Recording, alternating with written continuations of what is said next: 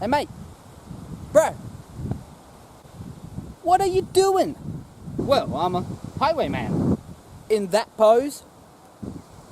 Well, of course, it's the only pose I work in. Oh, you've had other jobs, have you? Well, 6 terms ago, I was a priest, and before then, I was a knight. And being a highwayman was one of the jobs I've always wanted to try. Yeah. And you think you make a good highwayman. Yep. And how many people have you robbed? None.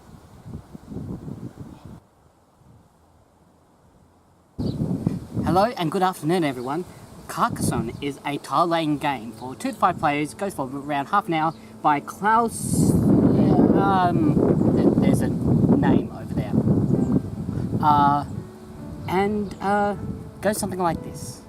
Hello Carcassonne, guess what? We're in France, oh la la! I'm so sorry.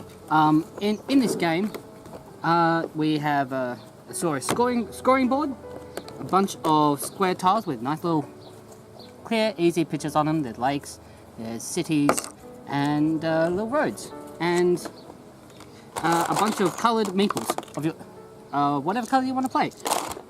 And that's it. This is incredibly simple with so few components. Let's break down play.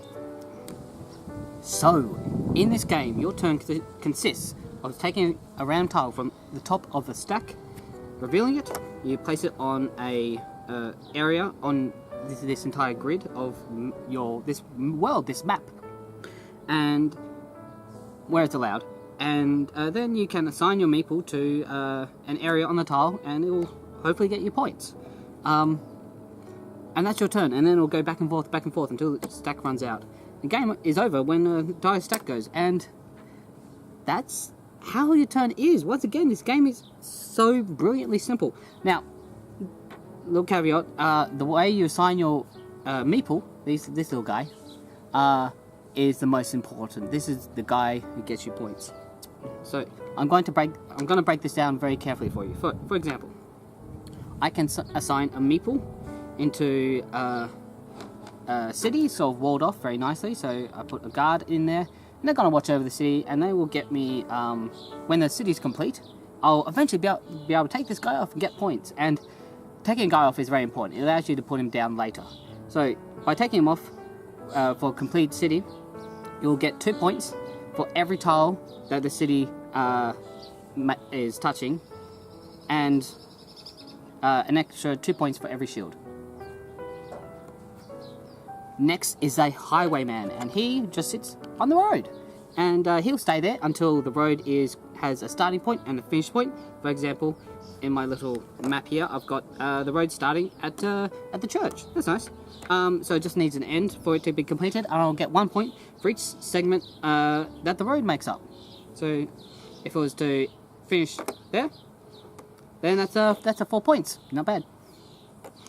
And you mark it up here. Then there are also churches. Churches are fantastic.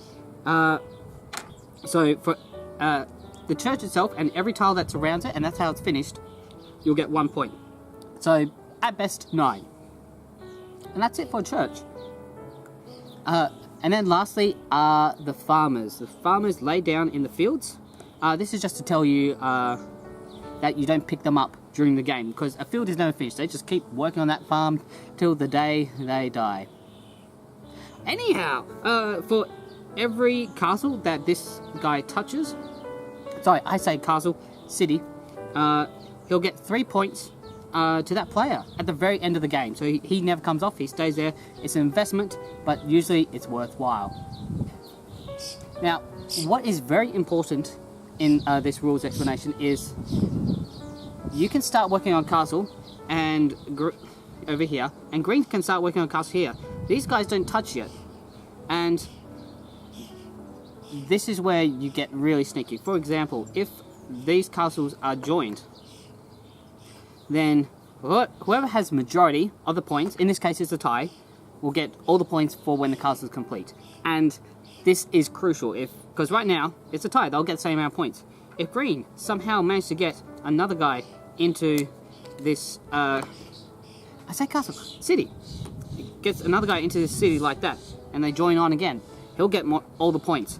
So Red's wasted this guy. He's doing nothing for his life. He's, you know, he should go out and get a job, really. And that was Carcassonne.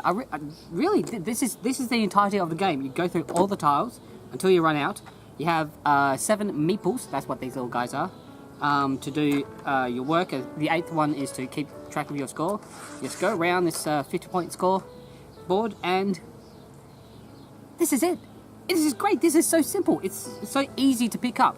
Good Day Gaming would recommend this game to anyone, and you can play it more times. This is not like Catan. You can play this lots of times and still get a lot of fun out of it. And one caveat, you will find that people who are experienced in the game will just flame you, but really that's going to happen with many games. You'll find that they will try and take over fields very easily. They know how to do it. And yeah, I do have this is an expansion box. It's got it comes with what have I got here? The Abbot and the River expansion, but I'm just talking base game. And just base game, it's still good. Like, I don't even need to add the river. It's good. I recommend it, honestly and wholeheartedly.